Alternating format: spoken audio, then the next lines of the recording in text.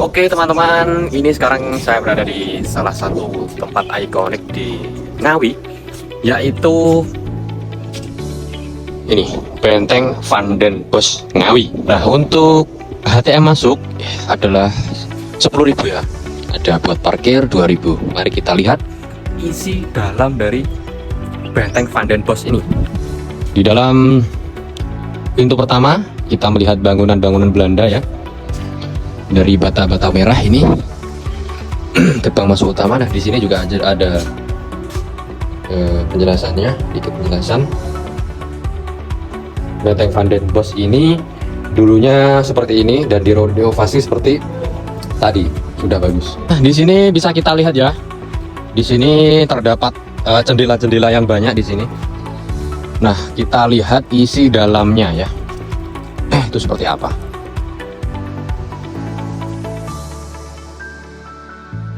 Nah, di sini kita bisa melihat deskripsi singkat ya yang ada, yang disediakan. Dan di sini ada peta-peta, ada penjelasannya juga, keterangannya.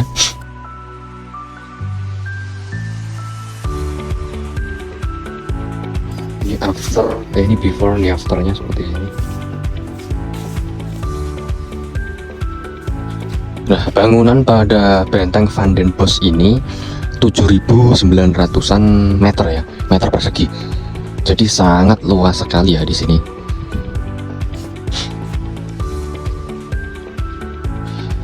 Nah, ini ada yang tahu nggak, Lur? Ini fotonya siapa? Disediakan di sini.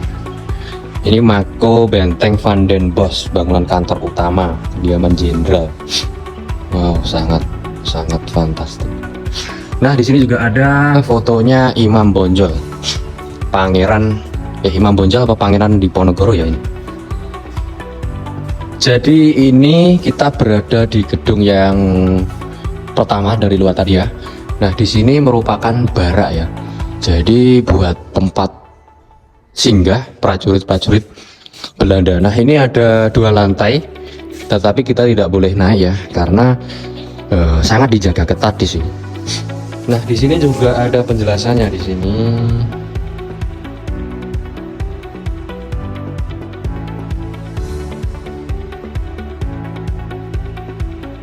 Nah, di sini bisa kita lihat ya bahwasanya ini merupakan WC atau toilet ya.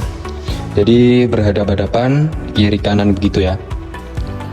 Nah, ini sampai sana. Oke, kita lanjut. Nah, Benteng Van den Bosch ini dibangun pada tahun 1841 oleh pemerintah kolonial Belanda. Nah, tujuan utamanya adalah untuk mengontrol wilayah strategis di pertemuan Sungai Bengawan Solo dan Sungai Madiun. Benteng Van den Bosch ini juga disebut sebagai benteng pendem karena sebagian bangunan benteng ini memang berada lebih rendah dari permukaan tanah, bahkan terkesan seperti terpendam. Desain seperti ini bukan tanpa alasan. Benteng ini dibuat setengah tertanam supaya lebih sulit diserang musuh dan lebih terlindungi dari tembakan meriam pada masa itu. Jadi secara strategi militer, benteng ini cukup canggih di zamannya.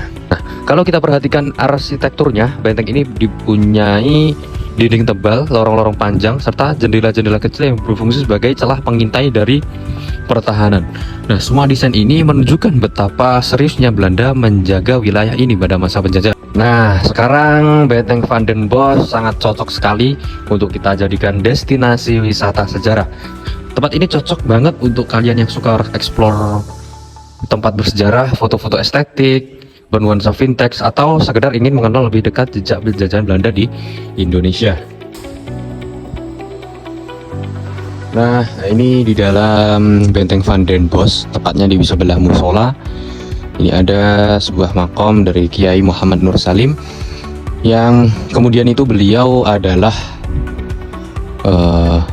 salah satu pengikut dari Pangeran Diponegoro ya, yang diutus atau ditugaskan ke Ngawi untuk ini, untuk menentang segala bentuk penindasan Belanda ke rakyat Ngawi.